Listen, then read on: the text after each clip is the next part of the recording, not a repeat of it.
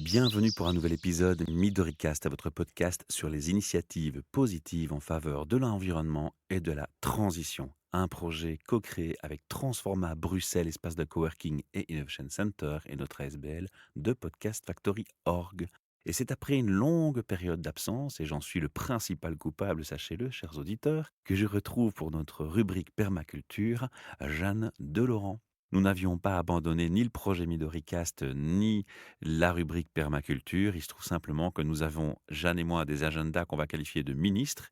Et de mon côté, il y a eu un gros couac de vie qui fait que quelques mois se sont passés avant qu'on puisse continuer d'enregistrer. Mais on se retrouve avec joie et plaisir. Et puis pendant tout ce temps, vous avez entendu dans la presse et vous avez constaté, vous avez probablement participé aux manifestations pour le climat. Et quand on parle de climat, on parle très souvent de réchauffement climatique. Beaucoup de voix s'élèvent pour dire qu'il faut planter plus d'arbres et protéger nos forêts. Et Jeanne, c'est le sujet de ce soir. On va parler de forêt, quoi, chez nous?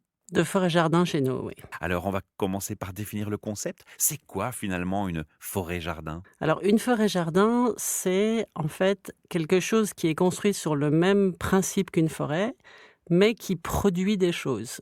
Une forêt, ça produit aussi des choses, ça produit du bois, ça produit des feuilles, etc.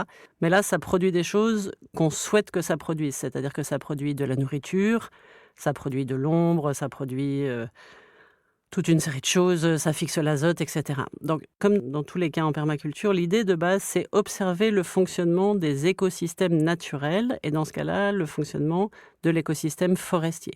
Et quand on observe le fonctionnement de l'écosystème forestier, on constate que une forêt, c'est quelque chose qui est construit et qui est pensé par la nature, si je peux m'exprimer ainsi, en strates superposées. Donc, pas seulement de manière bidimensionnelle, donc pas seulement je mets des légumes sur une surface plane, mais également qui est construit de manière verticale.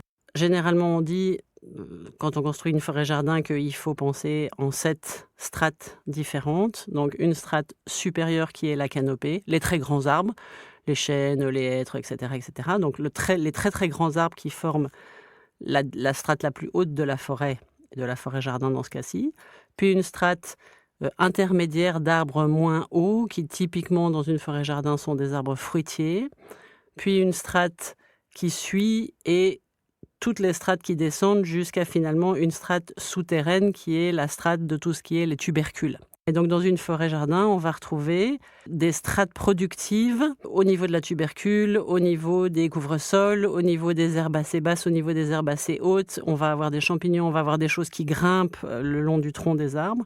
Donc l'idée, c'est construire quelque chose qui soit sur 3 dimensions et qui utilise, entre guillemets, la totalité des possibilités qu'il y a quand on construit de manière tridimensionnelle, quand on réfléchit l'espace, en fait, dans ces 3 dimensions. Alors, c'est en quelque sorte reconstruire un écosystème chez soi dans son jardin. Donc ça, on l'a très très bien compris. Tu l'illustres en fait très très bien aussi. La question que je me pose, c'est quand on parle d'avoir cette strate, ça peut se faire sur un petit espace, mais malgré tout, si on veut arriver à un niveau où on a des grands arbres, il faut quand même pas faire ça sur un jardin trop petit. Il y a quand même une taille minimale ou il y a qu'est-ce qu'on recommande comme surface minimale pour avoir une forêt-jardin? Il y a des concepts qui définissent ça? Non, il n'y a pas de taille minimale. Il faut évidemment avoir la possibilité d'avoir des arbres, parce qu'une forêt sans arbres, c'est pas une forêt. Quand je dis qu'il y a donc la strate supérieure qui est la strate des grands arbres, Mmh. si on a un jardin plus petit, on peut avoir, comme dans la strate supérieure des grands arbres, des arbres fruitiers. Considérer que ça, c'est la strate supérieure et supprimer, si tu veux, la strate des très, très grands arbres, en fait. Ah oui, donc Hein, donc c'est on peut avoir malléable, on peut c'est ça. malléable c'est malléable par rapport à la surface dont on dispose. C'est malléable par C'est rapport le à la surface concept dont qu'il on faut dispose. C'est retenir. ça, c'est ça. Donc si tu veux, le concept, c'est un concept, comme souvent en permaculture, d'interaction entre différents éléments. Mais alors que ce dont on a parlé pendant, enfin les autres fois où on s'est vu, c'est Mmh. une interaction entre des éléments qui sont pour la plupart sur le plan horizontal, Mmh. donc des cultures dans un jardin potager. Ici, on parle d'interaction, y compris verticale, avec des strates différentes et donc des choses qui sont positionnées à des endroits différents dans l'espace. La finalité, Jeanne, c'est d'apporter non seulement de l'oxygénation, puisqu'on a parlé de ça par rapport au réchauffement climatique, mais c'est aussi d'amener une biodiversité locale dans son jardin, près de ses légumes. Oui, la finalité, c'est évidemment de fixer le carbone. c'est aussi de produire. Donc si tu veux, une forêt-jardin, c'est un écosystème de production et donc ce qu'on plante dans une forêt-jardin, par opposition à une forêt classique, ce sont des choses qui produisent des matériaux dont tu as besoin, que ce soit des fruits, que ce soit des baies, que ce soit éventuellement du bois ou que ce soit des arbres qui fixent l'azote dans le sol, donc qui fixent l'azote atmosphérique dans le sol via leurs racines et qui le mettent à disposition des autres arbres ou des autres espèces qui poussent dans la forêt-jardin. Donc l'idée de la forêt-jardin, c'est utiliser au maximum l'espace pour en faire un espace très productif qui répond à toute une série de besoins et de demandes de la personne qui a créé la forêt-jardin en fait. L'idée, c'est quand même d'optimaliser un maximum cet espace tout en ayant un effet positif et pour Oui. la nature et pour soi-même, parce qu'on est toujours un petit peu aussi égoïste, on pense à nos intérêts propres, ça c'est clair. On dit, bon voilà, on peut adapter, c'est malléable par rapport à la taille de l'espace dont on dispose. Ceci dit, est-ce que pour avoir un impact un peu plus intéressant, il faut avoir un certain nombre d'arbustes ou d'arbres? Et sinon, si on peut se contenter de un ou 2, est-ce qu'il y en a alors, vu la taille dans laquelle on est restreinte, qu'on doit privilégier à d'autres? Si on veut vraiment avoir un petit impact à soi. Tu as un impact dès que tu plantes un arbre. Donc Voilà. si tu veux, dès que tu plantes un végétal, tu as un impact, hein. Dès que tu plantes un végétal, qui dure dans le temps et dès que tu plantes un arbre, tu as évidemment un impact. On n'appelle pas une forêt-jardin un endroit où tu as planté 2 arbres, de toute D'accord. façon, parce Voilà. que le concept de forêt implique qu'il y ait quand même au moins un bosquet, parce que sinon c'est pas une forêt. Mais et si on doit choisir, donc si on n'a pas beaucoup d'espace et qu'on doit choisir, généralement la majorité des gens choisissent des fruitiers. On y Mmh. reviendra dans le podcast suivant sur les fruitiers, à quoi ça ressemble, pourquoi on les greffe et quelle taille ils font, et cetera, et cetera. Mais les fruitiers, ça existe dans toute une série de tailles différentes, y compris des très petits qui ne dépassent pas 2 mètres de haut. Donc on peut toujours planter un arbre, on a toujours de la place pour planter un arbre, y compris un arbre productif comme un fruitier. Tu as parlé quand même aussi d'arbres qui, eux, fixent particulièrement bien tout ça. Tantôt, tu l'as mentionné, il y en a une catégorie qui sont reconnaissables. Est-ce que tu nous fais un petit rappel des espèces qui ont cette faculté et de nous faire un petit listing de ceux que tu recommandes, qu'on a vraiment, je dirais, envie de pousser les gens à planter chez eux dans leur forêt-jardin? Tous les arbres fixent le carbone. Un arbre, c'est toujours bénéfique et en plus, il y a des espèces d'arbres qui sont, des espèces d'arbres de la famille des légumineuses de manière générale, qui fixent l'azote dans le sol et ça, c'est bénéfique pour les choses qui poussent autour. Donc si tu veux, tous les arbres sont bénéfiques pour l'être humain, On a bien de compris. manière Mmh. générale et pour l'environnement, mais en plus, il y en a qui sont particulièrement bénéfiques pour les espèces qui poussent autour. Un exemple au hasard, c'est le robinier faux acacia, qui est un arbre qui pousse extrêmement rapidement et dont les racines, dont les feuilles, dont la totalité de l'arbre, en fait, a la propriété de fixer l'azote atmosphérique et de le rendre disponible pour les autres arbres. Généralement, ces arbres-là sont ce qu'on appelle des arbres pionniers, c'est-à-dire ce sont des arbres qu'on plante qui poussent très vite, qui s'adaptent n'importe où, qui très souvent sont pleins d'épines, parce que ce sont des arbres pionniers et donc ils sont là pour se défendre, hein. Mmh. Et ils préparent le terrain pour les autres arbres, c'est-à-dire qu'en fait, ils décompactent, ils apportent de l'azote et ils poussent très très vite et ils ont très souvent une durée de vie pas très longue et généralement on les coupe, en permaculture en tout cas, on les coupe quand ce qu'on appelle leur utilité par rapport à l'écosystème décroît. On s'en sert en fait pour améliorer le sol pour que les autres arbres poussent mieux. On s'en sert aussi pour faire de l'ombre pour les autres arbres, dans Mmh. les endroits où on a besoin de faire de l'ombre. On s'en sert pour faire du fourrage pour les animaux, parce que les animaux peuvent manger les feuilles.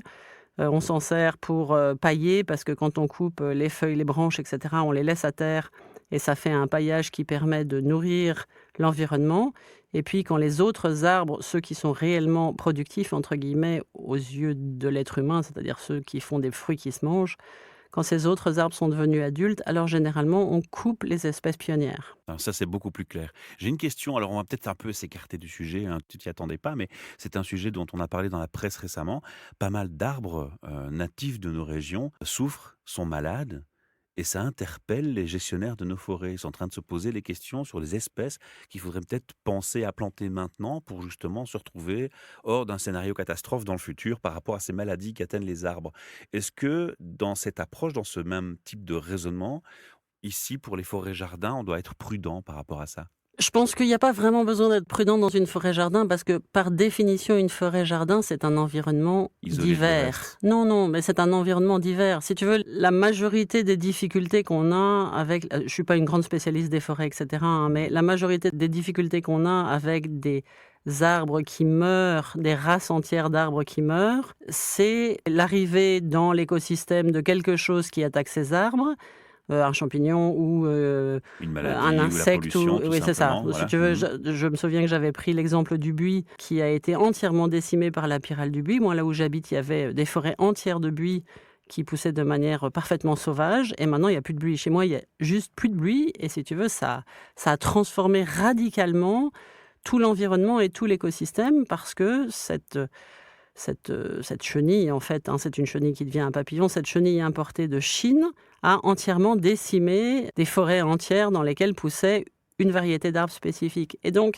le fait de planter des endroits entiers avec une seule variété d'arbres, le fait d'avoir une concentration, une monoculture, si tu veux, d'arbres, ça pose un Ouais, problème. c'est le serpent qui se mange la queue à C'est nouveau, hein. ça, Ouais. c'est ça. Et si tu veux, c'est la même problématique que les gens qui plantent des haies de, tu vois, les haies de tuya, là, des espèces de résineux qui font des espèces de haies parfaitement rectilignes, etc. Donc, si tu veux, quand tu plantes côte à côte, une chose unique, Systématique et oui, c'est standardisé, ça, oui, voilà, c'est ça, systématique, quoi. c'est comme les Mmh. vergers dans lesquels tu as un pommier tous les 40 centimètres et c'est Ouais. tous la même variété. Si tu veux, si quoi que ce soit attaque cette plantation, tout meurt. Ça, dans la forêt-jardin, ça n'existe pas parce que dans la forêt-jardin, par définition, tu as pléthore d'espèces. Tu as des espèces à tous les niveaux, tu as des espèces de tous les genres. Donc, si tu veux, la biodiversité est extrêmement importante. C'est un beau message que tu lances là. Je vais faire encore une fois un écart, mais c'est un beau clin d'œil à tous les gens qui auraient tendance à être un peu racistes. Alors c'est hors sujet complètement, hein, mais on se rappelle que la nature nous montre chaque jour que la biodiversité, il n'y a rien de plus important. Les mélanges d'espèces, il n'y a rien de plus important. On avait reçu récemment un invité pour nous parler des abeilles, des abeilles noires. Et ce que tu nous expliques là, eh bien, on le retrouve aussi entre les espèces animales. Si toutes les abeilles étaient les mêmes dans tout le pays, un virus passe si on n'a plus d'abeilles. Si on applique le même raisonnement aux hommes et qu'on vit entre nous, eh bien un jour on aura des maladies qui nous décimeront et c'est la fin de notre race. Donc tous ceux qui prônent la supériorité d'une race à une autre, eh bien je leur fais un petit clin d'œil et une petite réflexion que je leur soumets ici. Une réflexion qui mérite d'être un petit peu poussée quand même. Alors on revient à nos moutons, Anne, pardonne-moi pour l'écart. Mais vu le contexte politique actuel, je crois que l'écart était justifié. On va revenir à nos arbres, hein, donc à la forêt-jardin. Qu'est-ce qu'on doit encore savoir sur la forêt-jardin si on va en faire une chez soi? Quelles sont les erreurs à ne pas commettre? Les erreurs classiques que tu observes régulièrement? Les erreurs classiques que j'observe régulièrement. Planter trop serré. Ah, En fait, ce qu'il ne faut pas planter trop serré, c'est les arbres. Parce que la forêt-jardin, comme la totalité de ce qu'on fait en permaculture, c'est un concept qui a son origine dans des endroits tropicaux dans lesquels la proximité des espèces pose moins de problèmes que chez nous ou chez nous. Et les plantes qui poussent en dessous ont besoin de soleil. Si mmh. si tu plantes très serré tous tes arbres et si la canopée se referme, c'est-à-dire si les branches se touchent et qu'il n'y a pas de soleil en Il n'y a que dessous, de l'ombre. c'est ça, il n'y a que de l'ombre et généralement les espèces fruitières, pour fructifier, ont besoin de soleil. Et donc planter trop serré, ça c'est pas une bonne idée. À part ça, très sincèrement, la forêt-jardin, c'est réfléchir à ce qu'on souhaite manger, réfléchir à ce qu'on souhaite avoir. Donc, en termes de plantes médicinales, par exemple, hein, on peut planter, je sais pas moi, de la tanaisie, on peut planter de la menthe, on peut planter de la mélisse, on peut planter de tout ce qu'on veut en fait, et réfléchir à la manière dont il faut que ça interagisse avec les arbres existants. Donc, quand on crée une forêt-jardin, on commence par réfléchir à l'endroit où on met ses arbres, parce que ça, c'est le gros truc qu'on plante au milieu de son terrain, hein. Donc, Mmh. si on plante par exemple 10 arbres au milieu de sa forêt-jardin, bah, on positionne d'abord ces arbres et ensuite, en fonction de ces arbres, on réfléchit à l'endroit où on met le reste. Avec évidemment une réflexion sur ce qu'on va faire autour des arbres. Je vous L'aspect donne un pratique. exemple. Bah, l'aspect Mmh. pratico-pratique, c'est ça. Si tu plantes par exemple un cerisier et que tu plantes au pied de ton cerisier des baies, donc des arbustes pleins de baies et que tu peux pas atteindre le dessous de ton cerisier pour ramasser tes cerises, c'est compliqué. Donc C'est pas il vaut très mieux, intelligent. c'est ça. Donc il vaut mieux planter des arbustes hauts, certes à proximité de l'arbre, mais pas directement sous les branches que vous allez devoir atteindre pour ramasser les fruits, quoi, hein. Et il vaut mieux de la même manière planter sous les arbres, puisque vous allez de toute façon aller ramasser les fruits. Il vaut mieux planter des espèces qu'on peut piétiner et qui repoussent. L'amande, c'est un excellent exemple. Mhm. L'amande, ça se propage par ses racines, et donc on peut parfaitement marcher sur l'amande, et je vous assure, c'est une espèce tout à fait invasive, elle se redressera derrière vous, quoi, hein. Donc il faut réfléchir à ce genre de choses, mais en dehors de ça, je pense qu'il faut faire en fonction de son cœur et de son envie, il faut faire en fonction de ce qu'on a envie de manger. Mais c'est pas tant d'efforts que ça, en fait. C'est toujours un effort parce qu'il faut réfléchir. D'abord, il faut s'informer, hein. Donc Mhm. si tu veux, la permaculture, on en a déjà parlé, c'est pas planter tout, n'importe comment. Il faut d'abord s'informer. Et pour ceux qui sont intéressés, je pense que le livre le plus connu et le mieux sur le sujet, c'est le livre de Martin Crawford sur les forêts-jardins, parce que c'est le spécialiste des forêts-jardins, c'est un On Anglais. mettra la référence dans le podcast. Oui, oui, oui. Ça vaut vraiment la peine de lire, mais sinon vous tapez forêt-jardin sur internet et il y a toute une série de gens qui ont fait, qui ont essayé, qui ont planté, et cetera. Donc il faut évidemment réfléchir. Si vous habitez par exemple dans un endroit où le sol est extrêmement acide, ne plantez pas de plantes qui aiment le calcaire, et réciproquement, si vous habitez dans un endroit où vous avez tout le temps les pieds dans l'eau, ne plantez pas de plantes qui aiment le sec. Et puis réfléchissez aussi au fait que la forêt-jardin, c'est quelque chose d'évolutif. Donc quand on plante un arbre au début, il fait 1 mètre de haut, Mhm. parce que c'est juste une tige. Et donc on ne peut pas tout de suite planter des espèces qui sont des espèces d'ombre. Donc, les espèces qui aiment pousser à l'ombre, vous allez devoir attendre plusieurs années que votre arbre se soit développé et qu'il ait fait des branches, des feuilles, etc., Et avant de d'autres. planter des espèces d'ombre. Et d'autres te surprendront. Moi, j'ai planté, tu sais, ces petites branches qu'on met à Pâques pour les enfants pondre des œufs, hein, tu vois. Oui, J'ai planté ça dans mon jardin en me disant, bah, ça grandira pas très vite. oui. Quelques années après, c'est un C'est truc ça. immense, quoi. Ouais, ouais, non, non. Moi, j'ai planté du saule, donc, Ouais. parce que je fais des choses en osier dans mon jardin, je fais des choses pour maintenir la terre, etc. Donc, j'ai planté du saule. On plante un brin qui fait 15 centimètres. Et puis là, ça fait 2 mètres de haut, quoi, hein. Donc, il faut se méfier. Il y a des choses qui poussent très vite. Et c'est aussi pour ça qu'il faut se méfier, parce que encore une fois, il faut réfléchir à l'ombre que fera l'arbre ou que fera l'arbuste quand il sera adulte. Parce que vous allez planter des choses, elles vont pousser de manière merveilleuse tant que l'arbre n'est pas grand et qu'il ne fait pas d'ombre. Et puis le jour où il se mettra à faire de l'ombre, ce que vous avez planté en dessous, qui est une espèce de soleil, mourra. Ah, c'est un peu de bon sens C'est finalement. ça. Ouais. Alors avant de clôturer ce podcast sur les arbres, et ce sera peut-être le sujet d'un autre podcast plus tard, j'ai encore une question par rapport au monde animal qui va venir se greffer, et là sans beaucoup d'efforts et plutôt naturellement sur ces forêts-jardins. Est-ce que c'est rapide pour qu'on constate que voilà, finalement il y a des chenilles, des animaux, des insectes, des oiseaux, et que toute cette flore s'installe et trouve son équilibre?